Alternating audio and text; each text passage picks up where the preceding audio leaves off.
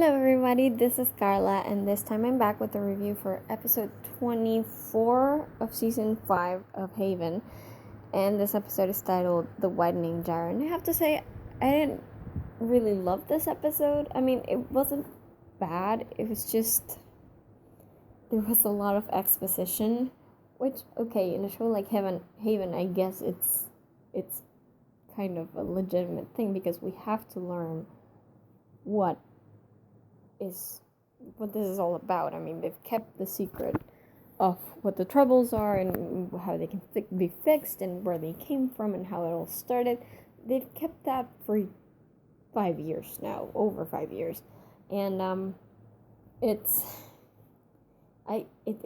one of those things that if the show had ended without us knowing, I would have felt upset. But at the same time, it's not a good thing to necessarily expose all of that in one episode, because then that episode feels kind of, a very, kind of dialogue heavy rather than stuff happening. I mean, this whole entire episode was basically just Audrey and Croatoan talking in that house, and then on the other side, Nathan and Duke talking in the police station, which felt kind of dull to me. Again, I understand why it was important for it to be that way, but at the same time, I wish they could have come up with something different. I don't actually have any complaints about the characters themselves. I like them. I like the idea that Nathan is not giving up on Duke, regardless of the fact that he's possessed or not. I think that's very, very good. And I know that there are people out there, fans out there, especially those who are really, really strong fans of Nathan, who don't like the idea of Nathan being so supportive. I don't know if that's the right word, but supportive of Duke no matter what, because we know how their story started. We know that for years Duke was Nathan's bully and abuser, and it's kind of weird to be rooting for Nathan, to always give Duke like the benefit of the doubt and to always think the best of Duke, when in the past he was his worst enemy.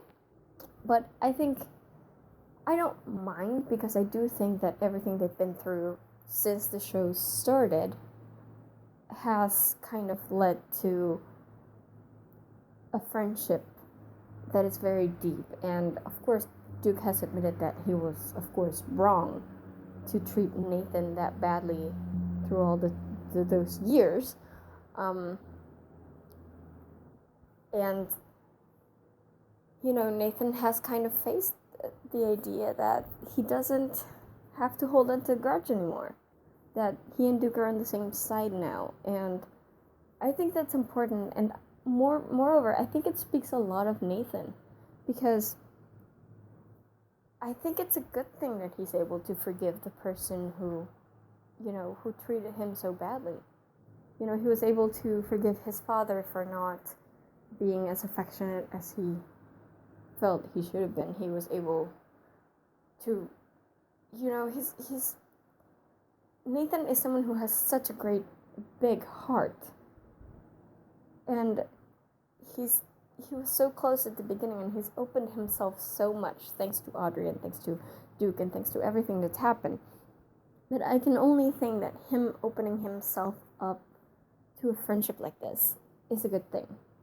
I know that people wanted some retribution for everything Duke did to him before the series started. And I guess that's fair, but for me, personally, I think Nathan still being there, believing in Duke up until the very end, despite everything they went through before when they were kids, despite all of that, Nathan is still here fighting for Duke because he knows that Duke is deep down a good guy. I think that only speaks better and better of Nathan. I think that makes Nathan a hero, because I know that I wouldn't so easily think to see the good side of Duke after everything that's been done to me. I wouldn't. And I know a lot of people wouldn't either. I mean, the whole argument just kind of confirms that. So the fact that he is able to look at Duke and not see his tormentor, but see actually someone who is a friend and who is dear to him, and he will always support no matter what happens, that to me is what kind of shows that Nathan is a hero. Okay, because yeah, he would do anything for Audrey. He's in love with Audrey, that makes sense. He's not in love with Duke, but he still would do anything for Duke because he feels Duke is a good guy and he feels Duke is a friend even after all they went through. So I can only see it as a good thing. On the other hand, Duke, I'm not sure about Duke at this point because through the episode I genuinely thought he was actually like fighting the possession. I didn't necessarily like that because I mean we've seen so many times this plot where someone is possessed and someone who loves them goes, I know you can do it, I know you're in there, you have to be strong, you have to take over. I was kind of like, I've seen this before. So when Croton revealed that he was just, having Duke kind of pretend to be unpossessed for a few moments just so he could lull Nathan into a false sense of security, part of me actually felt relieved because that means they're not actually going for that overused plot. At the same time, it also kind of makes me sad because I don't know that they will actually be able to save Duke. And I'm kind of getting afraid that he's going to die by the end. So that would suck. I mean, I don't honestly expect everybody to come out of this unscathed. I assume somebody will die. I mean, they've already died, and Vince kind of sort of maybe died in this episode. So I don't know, but I was rooting for Duke to make it through, and now I'm not so sure that he actually will.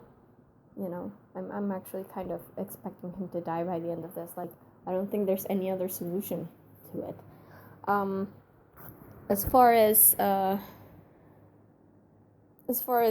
Dwight goes, I'm glad he trusted Nathan because, the guard has a long history of just taking matters into their own hands if they feel their leadership is not, doing what they're supposed to be doing. So I'm glad that Dwight actually trusted Nathan's judgment on things, even though he was wrong. Because, yes, Nathan was wrong. And through him, Dwight was wrong as well. So even though he was wrong, I'm glad the loyalty was there. So that's good because there's a long history of people not trusting Nathan to know what's right. So, I don't know. I mean, it's kind of... I was expecting the guard to turn on Nathan just for wanting to defend Duke. So it was refreshing to see that they didn't this time around. That other guard guy, whose name I never seem to remember, but he's been in a couple episodes by now. We all knew he was going to die, so whatever. I don't even care about him, but I like the fact that the guard is still a thing and it's still trying to, make Haven kind of keep order in Haven in a way.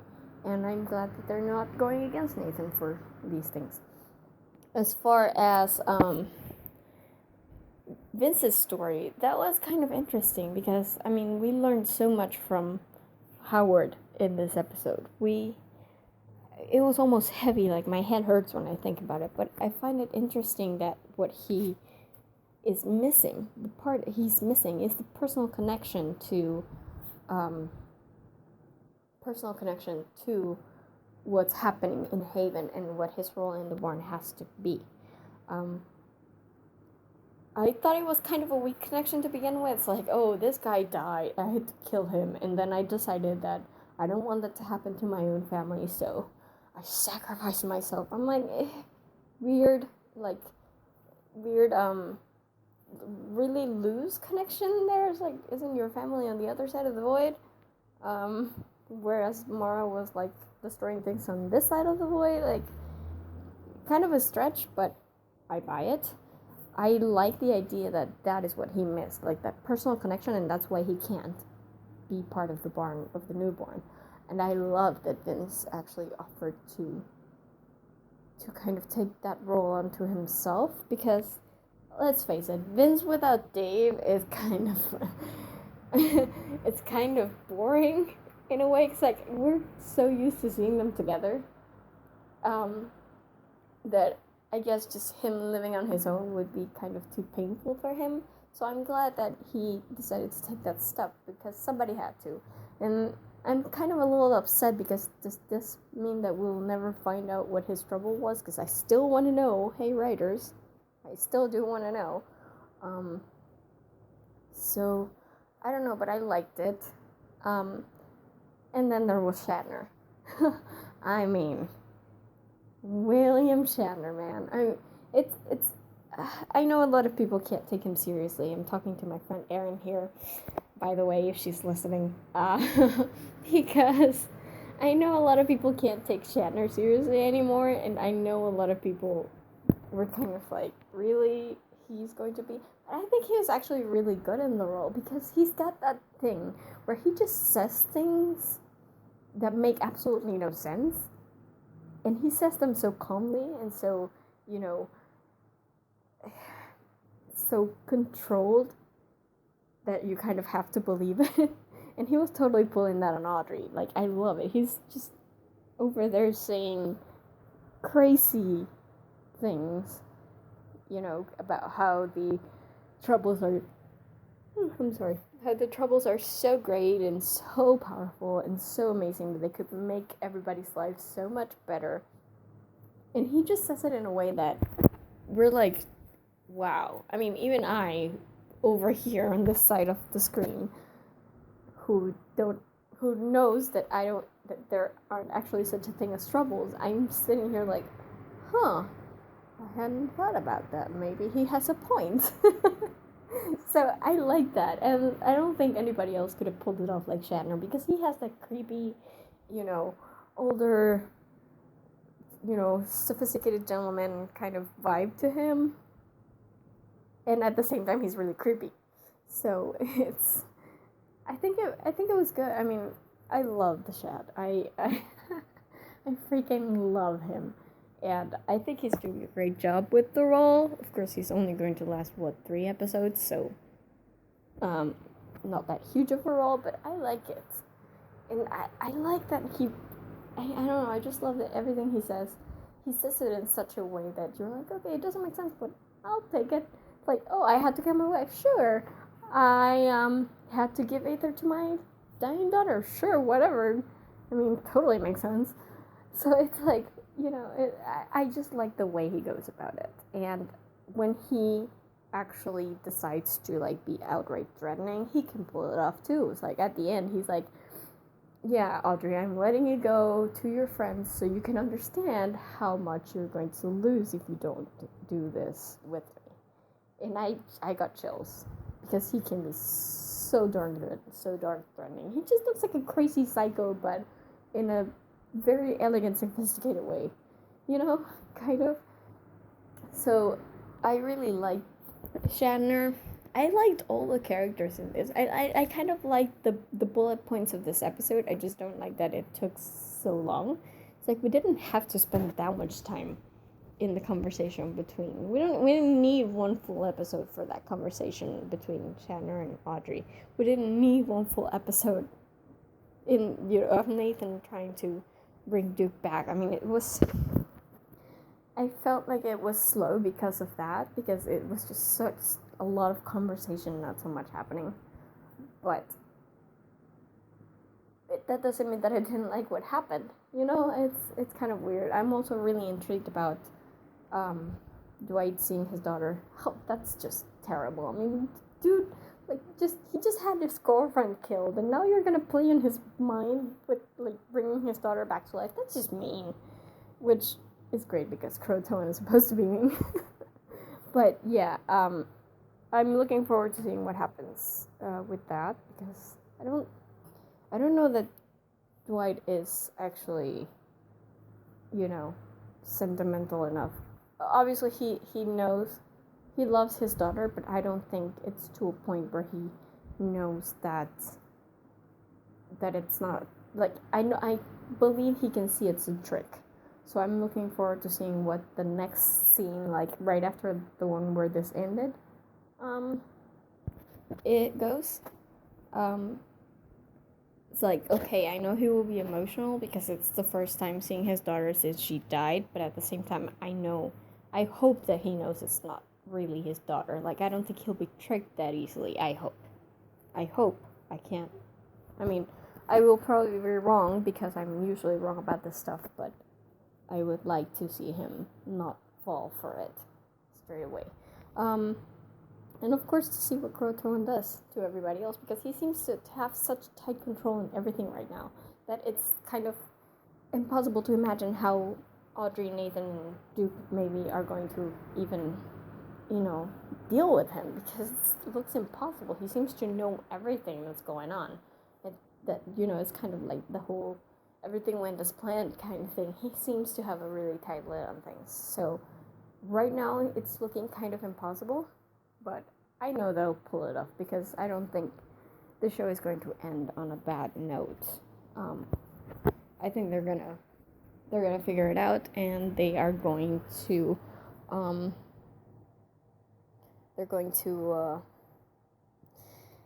really just be done with the whole Croatoan thing and hopefully remove all the troubles from Haven. Who knows? Next episode will be next week. I think it will only be one. I'm not sure. I don't think they're going to air both 25 and 26 next week, but I'm not sure. So I will check that, but in case they do air the 2 episodes next week, I will do 2 separate reviews because I want to stretch it out for as long as possible. But I'm really looking forward to these 2 episodes because, man, it's the end of the show, and I really love it. And I think I like that we're getting answers, so that's good. There's still a few things that I want to know. Like, again, let's go back to that dude who spoke to Duke in his dream. Who was that? Why was he there? Are they ever going to tell us? There's only 2 episodes left, so I really want to know. And, a bunch of other things they actually haven't explained yet. Hopefully they'll do it in a more organic way than just this huge exposition dump they did in this episode. So yeah, in conclusion, I liked it. I just don't like the fact that it was kind of all exposition, but I'm looking forward. I think it was needed, and I'm looking forward to seeing where things go from here as we start winding down to the finale. And that's about it from me now. Please remember to, if you want to see more Haven reviews, be sure to visit our website at thegeekypub.com. We have reviews for this season of Haven, and we also have reviews for other TV shows, books, movies. We have a ton of stuff in there, so be sure to check it out. And if you guys want to be notified as soon as we upload a new review, be sure to subscribe to our YouTube channel, which should be right below this frame, the subscribe button. Hit that, so because our reviews always go up on YouTube before they even hit the website, so be sure to check that out, subscribe, and I will see you guys in my next review. So, bye!